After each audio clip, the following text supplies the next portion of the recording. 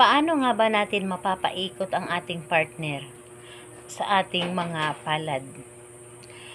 Hello mga guys, kumusta kayo? Panibagong araw, panibagong video na naman tayo. And sa araw na ito ay isa na namang video ang aking ituturo sa inyo na simpleng gabay o simpleng pamamaraan na makakatulong sa atin. At bago ang lahat, gusto ko lang mag-disclaimer sa mga taong hindi naniniwala at hindi gusto ang mga kagaya nitong video. Please skip this video and maghanap po ng videos na gustong gusto nyo, dahil ang video na ito ay para lamang ito sa mga taong naniniwala at gusto mag-try. Sa lahat po ng mga nagko-comment dito sa aking video dito sa loob ng aking channel, mag-iingat sa lahat ng mga nagre-reply sa inyo na dinadala kayo sa kanilang WhatsApp in Imo app upang makaiwas po tayo sa scam. Ngayon po ituturo ko sa inyo paano natin mapapaikot ang ating partner sa ating mga palad.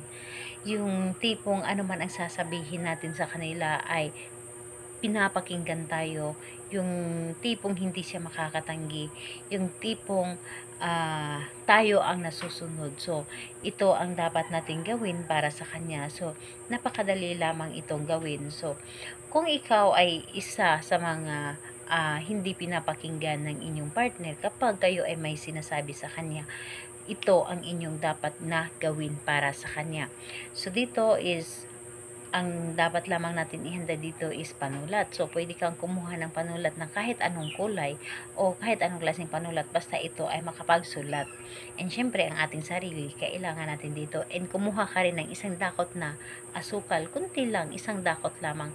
Yun lamang ang dapat nating ihanda dito. And kapag handa ka na, so, siguraduhin mo lamang din dito sa inyong sarili na gustong-gusto mo itong gawin at hindi ka nagdududa and buo ang inyong loob sa paggawa nito.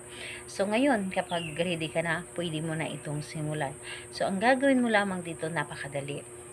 Sa iyong palad, dito, kahit saang parte ng inyong palad, pero mas maganda dito sa kaliwa. Dahil dito sa kaliwa ang ating heart.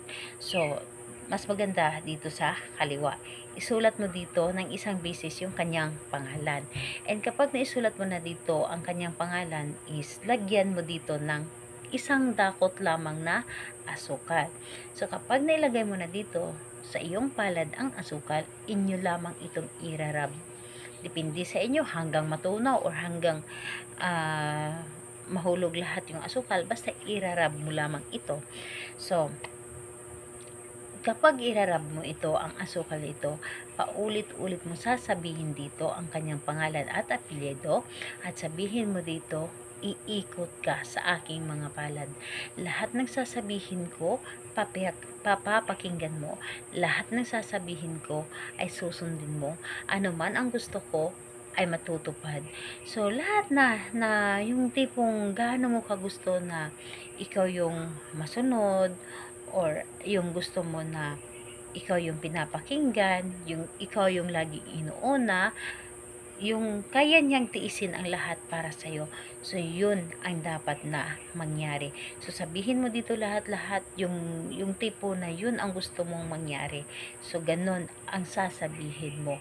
So, ayun, hayaan ninyo and huwag ninyong hugasan kaagad yung inyong palad na kung saan meron itong asukal. Syempre malagkit.